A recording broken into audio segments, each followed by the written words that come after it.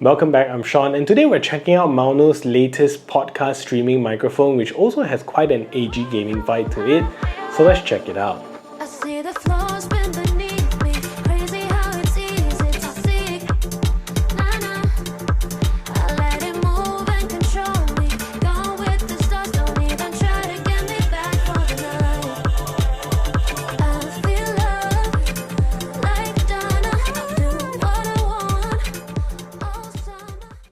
So this microphone was sent over to me by Maono for review, and this is not a sponsored post, and my review will be based on my honest and unbiased opinion. And if you're new here, please consider subscribing and ring the notification bell so you won't miss any future tech reviews. So the Maono PD100X, just like most of Maono's products, are very well priced to give you the best value to performance ratio to all your microphone or podcast needs. And this mic today comes in at about $50 or about 240 Malaysia ringgit, which is the same as the DM30 RGB that we've previously checked out from them as well. And if you're interested in buying one, do check out my links below. So let's start off with the looks of it. So Maono actually has another microphone called the PD100 without the X, and from a design standpoint they're very different, but you do get similarities here since both of these microphones comes with XLR outputs. Unlike the DM30 RGB that we've checked out previously, that doesn't come with any XLR outputs and is connected via USB-C only for digital outputs to your audio capturing device. So this device here this time suits the design of a gamer streamer kind of vibe, and the whole entire thing here is actually a plastic housing that hides the gradient RGB lighting show that you can see here. If I were to compare the build quality, I would say the DM30 RGB comes with a significantly sturdier build quality, whereas the PD100X feels more plasticky, and at the top here you get a huge foam shield that hides a microphone piece in the inside. And the inside here looks like a typical boom mic fully made out of plastic, and it hides the microphone piece inside here. And one thing to note here is that the foam shield doesn't really fit that snugly and it feels kind of loose. It still holds very well and doesn't fall off even when you're mounting it upside down, but somehow it doesn't feel like a very solid piece.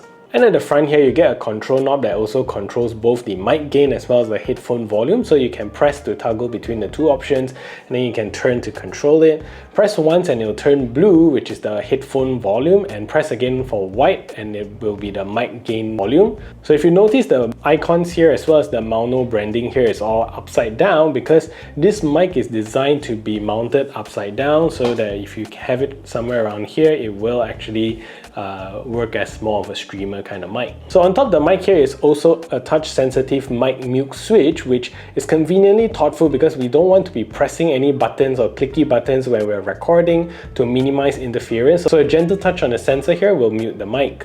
And I also like the fact that I can link the muting with the RGB from the app itself, so when I mute the mic, the RGB also turns off to give me a more clearer visual cue that my mic is indeed muted to avoid any accidents. So at the bottom of the mic is also a level indicator to indicate the volume or gain level of the mic or your headphones, and underneath part of the mic here is also all the output options for this microphone. So to start off with the most critical one, which is an XLR output here, which there are still many people connecting mics to their podcast mixes via XLR cables to offload that conversion to the mixer's DAC. Also, for all digital nomads that you want to connect this probably to your phone or your PC, you can also have a fully digital Type-C output to connect directly to your mixers that do support Type-C inputs or directly to your computer. So here there is also a button to toggle between the RGB effects on the mic as well as a 3.5mm headphone jack so that you can monitor your audio. So this microphone comes with a nice cardioid polar pattern, meaning that the microphone mainly picks up audio that is directly in front of the microphone, and it will omit anything that is coming from the back of the microphone and reduce the sensitivity to noises coming from the side of the microphone as well. So this is great because you want these type of microphones for streaming or podcast microphones to be picking up only your voice rather than the surrounding voices.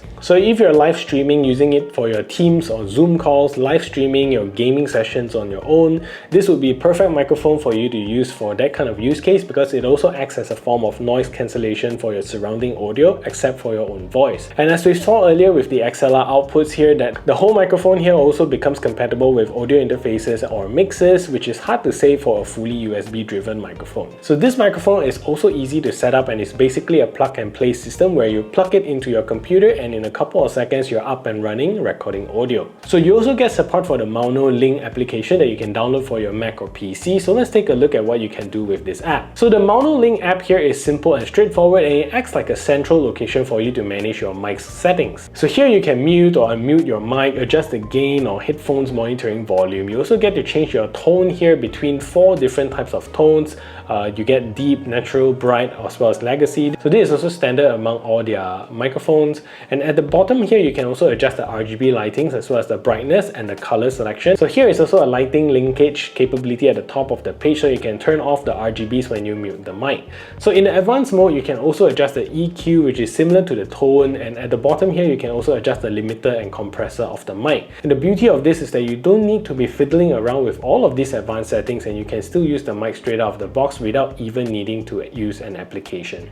So like typical Maono fashions, although you're not paying a whole lot for this microphone, but the sound signature here you get is very high quality, and similar to what you hear with the Maono DM30 RGB, these two mics actually sounds very similar. So overall, you're gonna get a very clear, crisp sound with very little distortion. And I do hear some entry-level Maono microphones that have a more plasticky sound signature. What you're getting here with the PD100X is really very good. I still hear the same thing where if you use it for conference call apps like Teams, Zoom, or Google Meet, they tend to have this kind of like recorded call sound quality.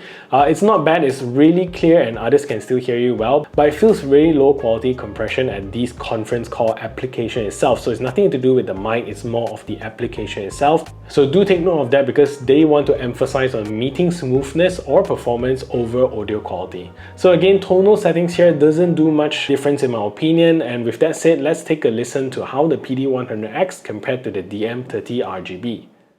This is a test to see how the Maono PD100X sound like. I noticed that this mic has pretty good sound signature overall, very clear, crisp, with a tinge of kind of podcast sound signature.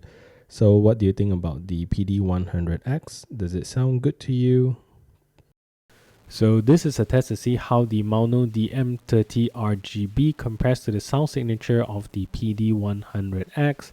I think both of these mics performs really well, and you don't get that cheap sound quality from other mics, and the value you get with these mics are very good as well.